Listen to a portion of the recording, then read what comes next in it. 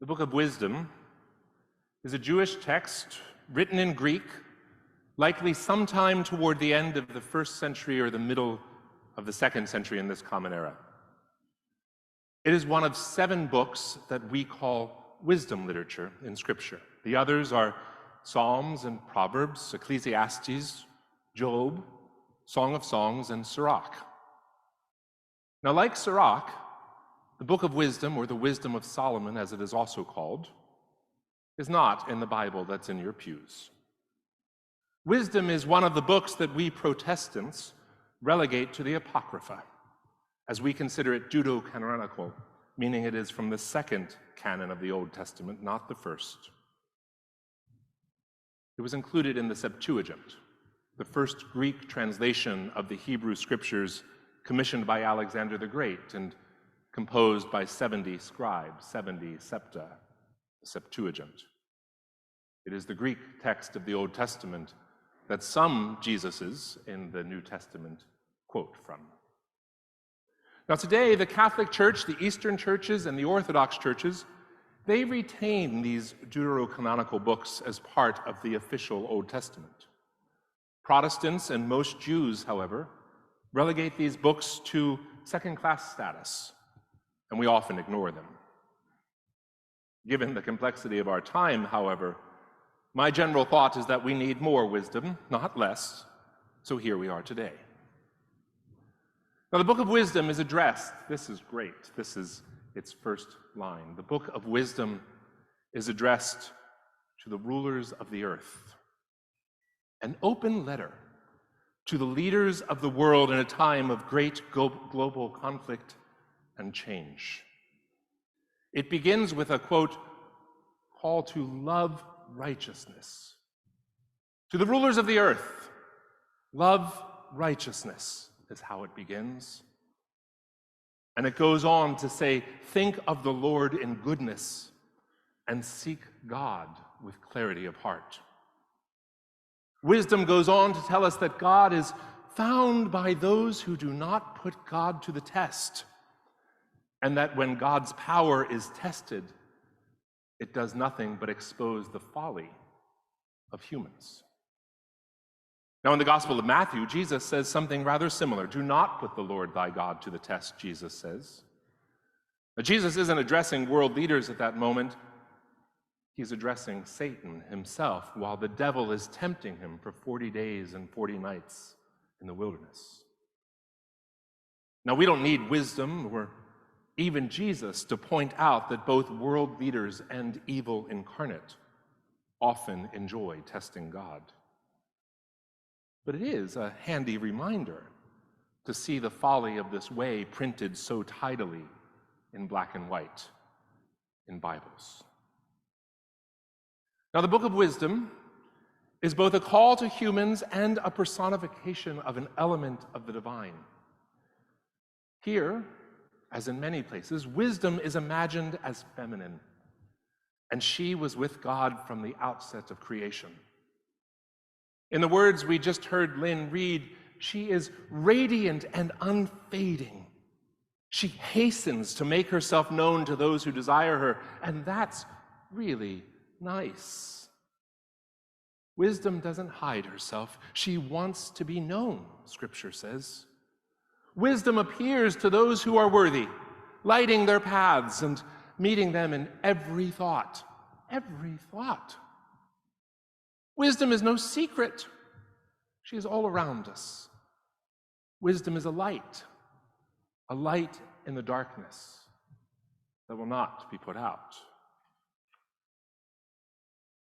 Now, along with the Book of Wisdom, this morning we also hear from the Gospel of Matthew, an undisputed centerpiece of what we call the New Testament. Now, in the Matthew text, we hear Jesus speaking in a parable and telling those who listen and discern what the kingdom of heaven will be like. It will be like wise women who keep their wicks trimmed and burning. Matthew is not writing to the rulers of the earth, as wisdom is, but Jesus here is speaking to the religious and secular authorities of the day. He's subverting their teachings. and denying their false piety.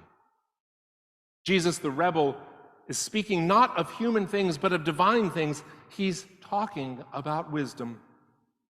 He's also talking about foolishness. Foolishness and wisdom, an oversimplification, as all binaries are, of what is more like a journey than two destinations. We can become more wise. We can also become more foolish. And wise may not be a word that we're comfortable with, and foolish may be too soft for what we would like to say about our enemies. Wisdom may feel elusive. Foolishness may miss the evil and the cruelty of a world without wisdom. We may pray for wisdom for ourselves and for those who lead us, and even for our world leaders. And we may see foolishness, or let's be a little stronger in that translation, folly, evil, mistakes, wrong decisions, injustice, hatred, sin, war, as inevitable or unstoppable. We may not know the ways of how to seek wisdom in the midst of so much avarice. It is undeniable that wisdom is in great demand these days. Here on a Sunday after an election day for our country, here on a Sunday a few weeks away from a national day of giving thanks, here on a Sunday not long before we light the first candle in our Advent wreath and start watching the stars for portents and signs of the one who is to come. We are living in a holy time, a time of great discord and a time of great potential. We are living in a holy time, a time that is tense with the anticipation of a young woman's pregnancy hastening on. We are living in a holy time, a time that is ripe, strife and conflict and war. We are living in a holy time, a time when wisdom must be sought and foolishness put aside. There are 10 bridesmaids in the story that Jesus tells, 10 friends waiting to greet their friend the bride's soon-to-be groom. The bride herself isn't in the story. We can imagine she's in hair and makeup. These 10 women in matching dresses are sitting around at night waiting for the groom to arrive. It's their job to show him in to the wedding feast. They don't know what time he's coming, but great is their anticipation. They are all chitter-chatter. And the ways that Jesus tells the parable, 5 of these women are wise because they brought extra oil for their lamps, and 5 of these women are foolish because they didn't. This is Jesus the Boy Scout. Always be prepared, says Jesus, preaching about planning and forethought, chastising those whose excitement overshadows their executive function. And I don't know about you, but forgetting to pack the extra oil when you're just so excited about your friend's wedding and you think the groom is arriving at any moment, you think he might be on time, it's his wedding day. I don't know if that classifies as foolish. Maybe it's just excitement.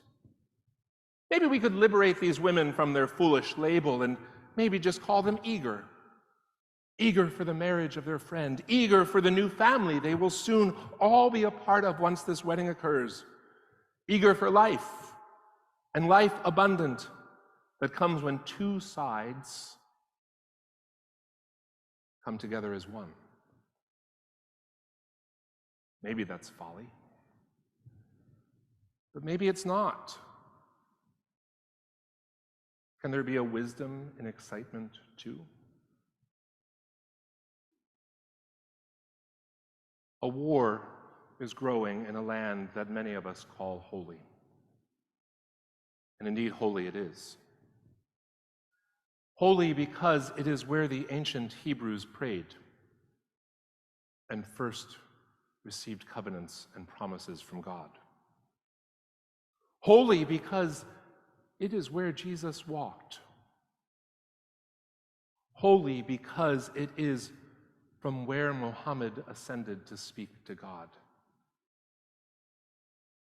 This land goes by many names and has indeed had many name changes throughout history.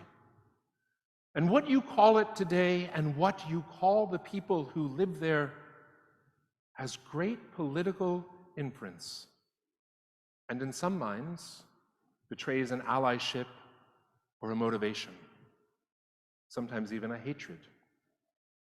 How is it that a land that could be so holy could become such an unholy mess? Wrongdoing on all sides, evil doing on both sides, terror and crimes of war perpetrated in a holy name, innocents slaughtered, faithful children of God terrorized, lives destroyed, not just in that holy land, but in all holy lands.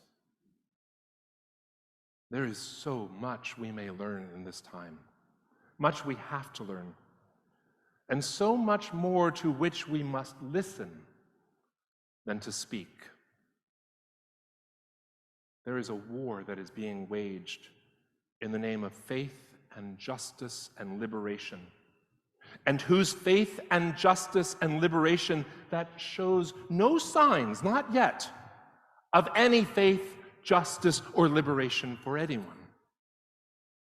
Now, people far smarter than I have had difficulty finding an answer. Any call for any nuanced action or a balanced response runs the risk of inciting more fear, more hate, and more division. Any absence of a call to any of these things now runs the same risk. Rock, hard place. Holy land, unholy mess. Time hastening on, holy time, our time. There is no easy answer here, nor is there any short statement that can encapsulate it.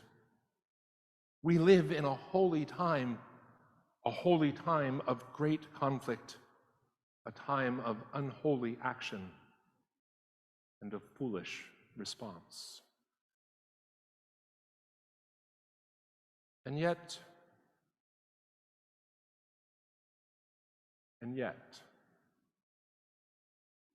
wisdom is radiant and unfading.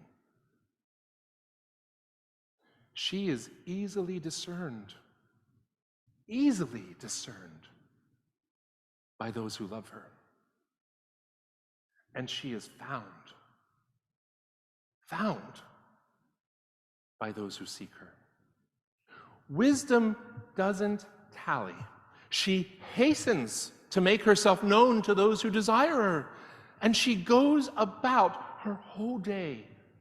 She goes about seeking those worthy of her. She greets us, you, each of you, in your path. And she meets us, you, each of you, in every thought. So wherefore art thou, wisdom? Are you here, and can we not see you? Are we to remain foolish forever? Or may we remember that we ourselves are light bearers too? We carry light. We carry a light for the paths of others. Wisdom lights our path. We, like those bridesmaids, light the paths for others. There is a great light soon coming into this world. Soon many of us will gather around overstuffed tables and give thanks with those we love. Soon too many of our friends and neighbors will do so with heavy hearts of worry and grief and loss for the lives of those in this war. Soon we will begin an Advent walk of hope and peace and joy and love. There is a great light that is coming into the world, a light of wisdom, a light for wisdom, a light of wisdom. Seek it. In an unstable world that is, was, and perhaps ever shall be like the Magi. Unsettle time. Pull the stories that you need and know that we live in a holy time. Be like the Magi, discerning and watchful, careful and thoughtful, eyes open. Be wise to the world that we have and that we live in, and stir up faith in a world that's longing to come into being.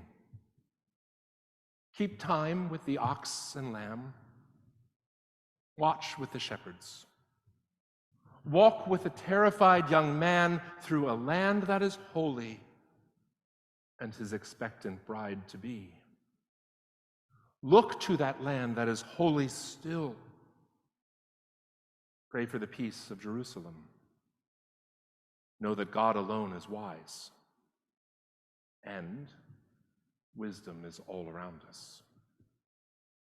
Seek ye first the kingdom, the family of God, and God's righteousness will follow. Wake to the world that's groaning its way into existence that still looks pretty bleak, and know that somehow, God how, it is still holy. Holy because God makes it so. Unholy mess that we make of it every day, God renews God's covenant day in and day out, because that's what God does. Always making holy that which we try our damnedest to make unholy. A light in the darkness that will never be put out. An assurance of mercy when evil surrounds. A promise of resurrection, of life, and of life abundant when we wake to who we are, how we are, and what we must do to repair the breach between here and there, to bridge foolishness and wisdom, between I and thou, between you and me. Pray for the peace of the land that we call holy.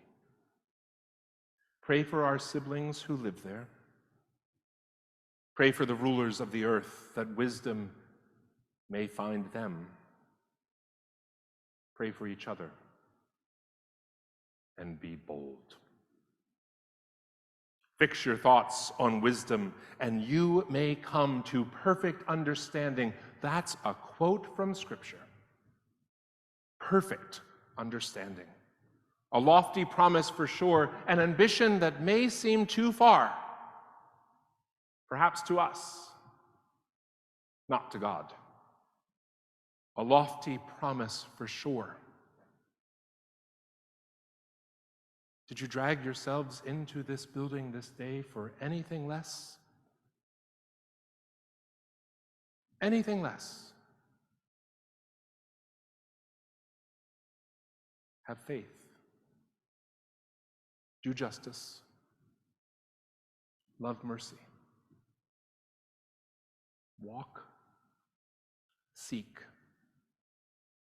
Love.